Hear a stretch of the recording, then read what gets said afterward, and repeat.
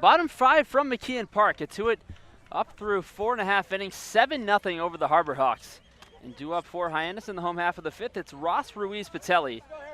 4-5-6 against the right-hander Harrison Cohen, who has been brilliant. Winds and fires. First pitch breaking ball, a slider on the outside corner.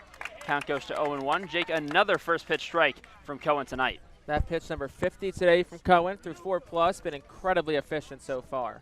From the windup, deals the 0-1. Fastball way upstairs. Caught the attention of Ross as he steps out of the box for a moment. Count goes to 1-1. 34 strikes, 16 balls as well.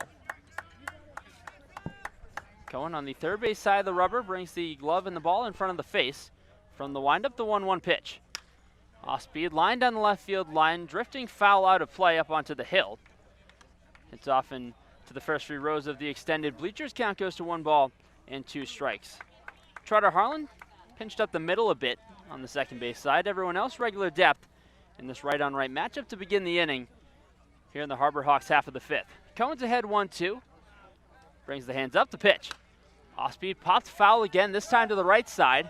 Out of play, and a nice catch, in and out of the glove of a fan out on the wide open grass field behind us on the first base side. Remnants of my dropped touchdown pass last year when we were here between the interns. Guess it has something to do with the field. Or it must be the field. Cohen the 1-2 again. Fastball rides high that time. Four-seamer at 93. Count goes to 2 balls and 2 strikes. Cohen has been brilliant. Only facing the lineup about a time and a half through thus far. Now looking for his first out of the 5th inning. Winds again, the 2-2. Fastball just south of the knees. Loma Vida held it there for a moment, but Ross leaves it off. Count runs full to 3-2. With Pancho Ruiz standing on deck, Hyannis backstop. Game 2 of the Western semifinals. Hyannis won game 1 yesterday. Katuah looking to force game 3. The 3-2 pitch. Breaking ball chopped back to the mound, a broken bat, in and out of the glove of Cohen. He shuffles back to his right and bounces one to first. Not in time. Should be ruled a hit. The broken bat comebacker against Cohen. We'll see how the official scorer chooses to rule this one. Home plate umpire asked if Cohen's okay. He says yes. And it is ruled as the first hit of the night for the Harbor Hawks after 4 hitless innings against Harrison Cohen. And I mean, that's the one you're going to lose it on. I mean, nothing you can be upset about there. Just a broken bat chopper that hit off of Cohen, and he's been great so far, but look, his day, he's still got a lot of more baseball ahead of him. As the crowd behind us gives him a standing ovation. As we said, Cohen's day, not close to being done yet. And a well-earned ovation at that. 4 really strong innings, and Hyannis gets the leadoff man on here in the 5th as Pancho Ruiz steps back to the plate. Cohen moves to the stretch, first pitch. Slider goes right back to the outside corner. Just missed a little bit away, count goes 1-0. Have not seen Cohen from the stretch much tonight, but now does as he comes set. Quick throw over to first. Ross back ahead of the tag. Enough to hold it there for a moment before flipping the ball back to Cohen. Yeah, first time we're seeing him work with the runner on base, so see how his approach changes. Love a ground ball double play. Count 1-0 to Ruiz. Just above the belt, Cohen deals. Line to right field, Pearson moving in. He makes the catch. Ross about halfway down to second, retreats back to first. A rocket off the bat of Ruiz, but Pearson only a few steps in to make the catch, and right for the first out of the inning. A man on with 1 out, 7-0 Katuah leads bottom 5, and Dominic Patelli due up from the left side. That's one that was hit well. You did not think that was going to hang up as long as it did, but stays up just enough for Josh Pearson to make another play. He's played a really solid right field tonight. Cohen just 1 hit allowed through 4 1/3 innings so far. A huge bounce back from his final start in the season against Hyannis. First pitch to Patelli. Fastball lined into left field, sending Park back. He's got a beat on it. He makes the catch, spins, and fires back towards the infield. Trotter Harlan gets the overthrow of the cutoff. Back to first goes Ross. 2 outs in the inning. Back-to-back hard hit balls, 1 to right, 1 to left. But Jake, a good job by Park to open up his hips and get back to make the catch. Welcome back to Piscataway, where the Hofstra Pride hold a 4-point lead over the Rutgers Scarlet Knights, 19-15, as we get ready for second quarter action. Tim Crowley, Nico Scarlatos, a really good ending to that quarter for the Pride, capped off by that big 3-pointer from Mallory Scudden as we get ready to go here in quarter number 2. Hofstra starts with possession, right to left across your radio dial. Alarise Gooden has it on the right wing, swings it all the way across to Nantz on the left wing. Looking for a lane inside, nothing there, instead gives to Thomas up high.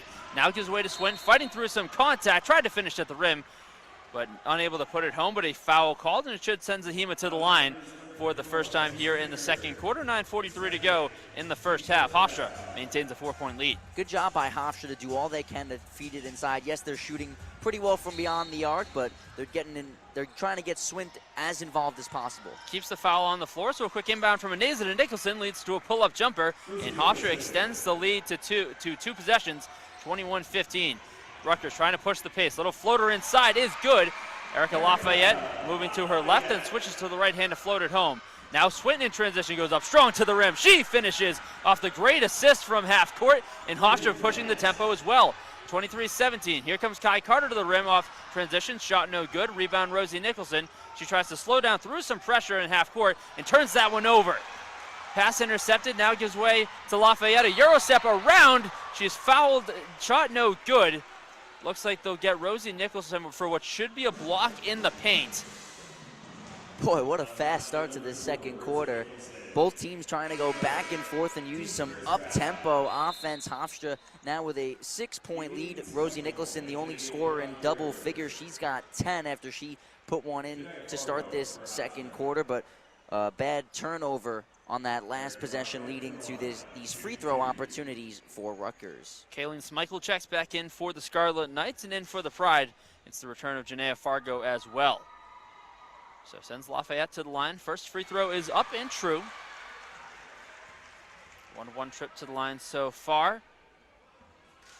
Lafayette, the junior guard out of Baton Rouge, Louisiana. Second shot is up and good, so a 2-of-2 trip to the line as Rutgers cuts it back down to 4 here through the first 52 seconds of quarter number 2. Rutgers still with that off-ball half-court press. It's going to be up to Brandy Thomas to give it away to Sorella Neza as the Pride go across half court. Thomas takes it from that R on half court, gives to Alarise Gooden on the right wing. Picked up by Lafayette, drives back into the left side, kicks it to Neza. Tries to feed it into Zahima Swin, gets it through double coverage, but first a whistle call to travel on Swin. Tries to do too much too quick down low, and it's a turnover going back to the Scarlet Knights. 8:47 to go in the second quarter. Hofstra 23, Rutgers 19. Yeah, we're seeing a double team inside down low on Swint, and it forced her to make a bad decision there with the basketball as she took too many steps leading to the travel. So here comes Kai Carter, started with the right hand, now flips back to the left. Crossover move to the right before giving to Cornwall just high of the right wing. Here's Carter, works around the Swin to get free from Gooden. Picked up, now Lafayette driving in from the left wing. Pull-up jumper over a couple defenders, rattles around no good, and a good rebound down low for Brandy Thomas. Here comes Hofstra in transition. Aneza, bounce pass inside to Swin. She's trying to fight through 3 defenders, loses the ball. Here comes the Scarlet Knights back the other way. Chance down low, the whistle called, and an offensive foul!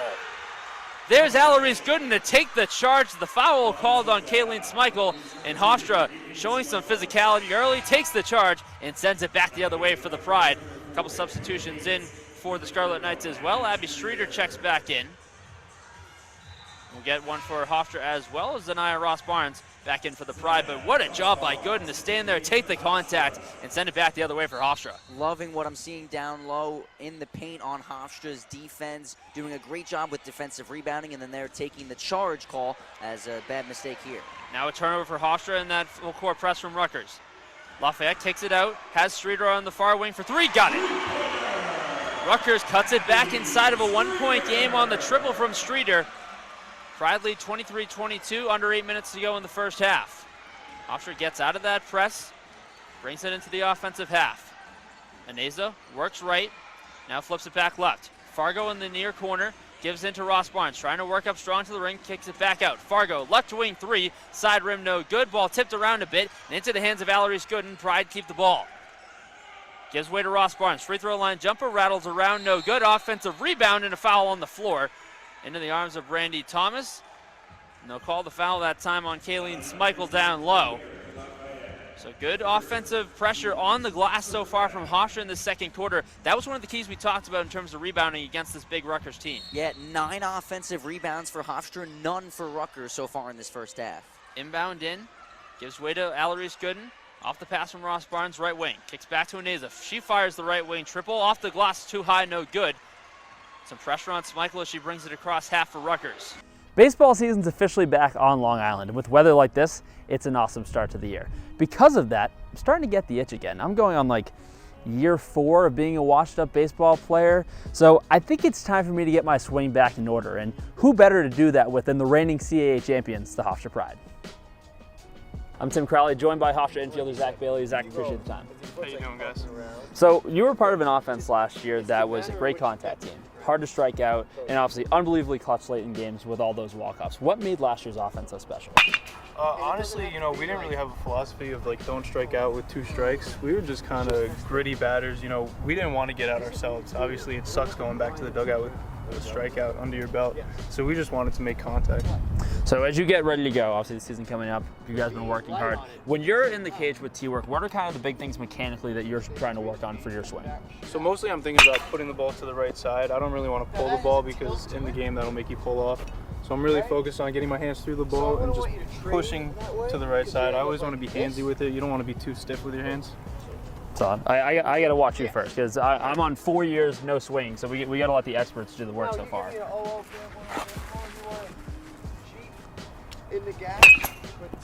And so for you, especially when you're trying to work the other way, will there be times where you're working on different edges of the tee that, all right, I want to work on something inside, we're getting back here. Obviously, that's when you're trying to let the ball travel through. Yeah, so I'll move the tee around during my rounds of BP. So sometimes I'll come low and in just so I could really work on extending my hands through the ball. I mean, give you one of those right there, too. Yeah, these are tough. So you're stopping yourself now?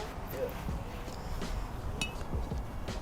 But if you stop yourself and you're like this, and then I'll probably switch it, either go to the middle, work on the outside part of the plate. I'll go high tee outside just so I can work on throwing my hands through the top of the zone. And so talk to me just in terms of your load too, because again, some guys it's as simple as a little toe tap. For some guys, it's the bigger leg kick as well. For you, just kind of what goes through your mind weight transfer wise to keep everything back when you're coming through. So my load, I normally just have a little leg kick into the landing. I want to stay balanced all the way through the load, and then when I'm coming through, it's kind of one motion. So land, go. So for me, I know one thing we have to correct it, Evan told too many times I have this flamingo kick is what they used to call it in terms of just trying to get the load down. So I guess that's the biggest thing we got to work on today. So I'll just start inside, left-handed wise. What needs, what's kind of the big function when I'm trying to come through? This is going on like 4 years without a competitive swing. So this is going to be like a rollover to second. Not bad. I mean, you were standing a little close to the tee. You can maybe lower it a little bit, but you're kind of locked up there. Try to loosen your hands up a little bit. Your hands were stiff. You want to have like knuckles touching knuckles. Make sure it's as loose as possible. I like to think bottom hand a little bit tighter on the bat. Top hand, just let it sit into the palm of your hand so you can get that push through the zone. So we got for an adjustment. You can take another step back. You're a little close. No. That way? Yep. Oh, yeah. I think there's a career in coaching after this. I actually coach kids sometimes. I like coaching kids. It's fun spreading my knowledge to other people. What's the age group you're usually working with? Anywhere from like 8 to 14 years old. What's kind of the big things you try to preach to them? Because obviously there's kids that want to come out and they want to have every minute detail. There's kids that just want to come out and play. What are kind of some of the big things you like to tell them when you're working with them? The biggest thing I like to think, and it's my philosophy, always be on time for the fastball. You're going to get other off-speed pitches, but especially at a young age, like you need to be on time for that fastball. No one's going to blow anything by you. The fastball is the hardest pitch he's going to throw. Let's see if I can get one more pitch. We'll try to go away. And if I can still hit a line drive without rolling over, then I think this is job well done. You back up a little more. Close. There you go. what I'm saying is, There you go. It's a line drive. We'll take it. Heading into this season, again, there's so many expectations with this team in terms of everybody coming back, the championship team that's returning. How far can this team go in year 2 under Coach Catalanato?